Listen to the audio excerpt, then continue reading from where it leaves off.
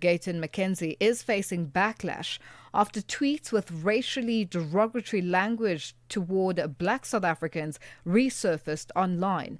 ActionSA has lodged a complaint with the South African Human Rights Commission, and the African Transformation Movement has lodged a complaint with the Presidency, Parliament and the Parliamentary Joint Committee on Ethics. ActionSA is also taking action against Minister Dean Macpherson, Minister of Public Works and Infrastructure, for allegedly using racially charged language against party supporters. A Brand Reputation Strategist, Moeng, now joins us on the line. Soli, good afternoon and thank you for joining us on Africa Update.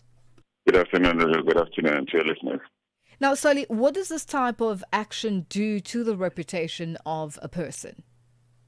Well, because he's spoken against racism before. I saw a tweet of him saying that anybody can be racist, irrespective of their race. But he also should know that the slur, the word, the N-word or the K-word in South Africa it's totally unacceptable. It pushes a lot of people onto emotional. To be very defensive and angry. It reminds people of a past that they don't want to go back to. So he's wrong to behave the way he did. I think he should apologize. It looks like he has, and nobody must be allowed to do what he did. Now, Gayton McKenzie is someone that came up harsh on the Open Chat broadcasters recently. How is it that despite having these tweets in his background, he was so vocal? Is it a case of the memory maybe? How do we break it down? Yeah, look, I think, I don't know, I understand why so many people still forget that whatever you say, what I'm saying to you now, for instance, on TV, on radio, what I say on TV, what I put on social media, it stays there. And it's going to be used by other people in the future as an arsenal to go against you. Or you can use as an arsenal to build your own reputation, to show that you're consistent, you're reliable and all that. But he probably forgot that he had said stuff like that in the past, and somebody managed to dig him up. And it's not the first time that you see stuff that people have said in the past come up.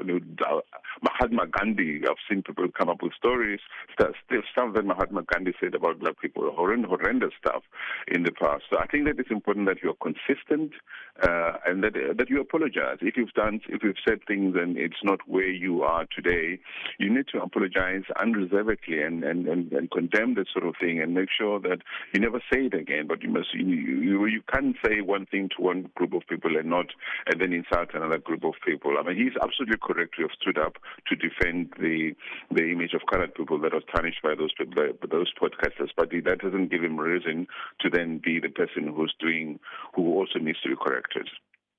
Let's speak about the likely impact of his utterances in the long run. What do you foresee as a brand strategist? Look, the best he can do now is to apologize, and it's up to him to be convincing that he really means it. Of course, people are going to use it in the future against him. People are going to remind him that he once said this, but he must also be remembered for having apologized unreservedly for it. What kind of punishment must he get? Well, if you say people are saying he must resign, Ramaphosa must fire him. There are so many people that must be fired by Ramaphosa. VBS people and also people in that cabinet who shouldn't be there. In the National Assembly, where people who shouldn't be there, who facilitated, enabled, benefited from state capture. So the thing is, we have lowered the bar so much in South Africa. What punishment? What do you punish and what do you not punish? But I think in terms of this topic, racism and racial slurs, they should never be tolerated, irrespective of who the person is. And if he apologizes and then says it again in the future, then it would mean that his apology would not have been sincere. Now, let's talk about, very quickly, just as we wrap up, about the reaction from other political parties, and leaders in government, basically saying that, they've lodged complaints with the South African Human Rights Commission and, a call for the Presidency and Parliament and the Parliamentary Joint Committee on Ethics to take action on this. What are we likely going to see going forward, especially, considering that he is one of those ministers that have hit the ground running and are delivering?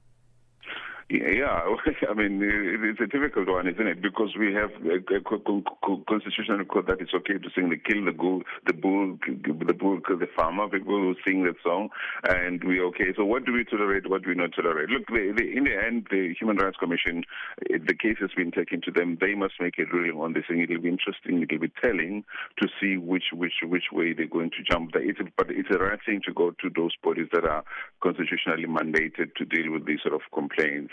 But we must also not be hypocrites as a community, as society. Kill the bull, kill the farmer is not cool.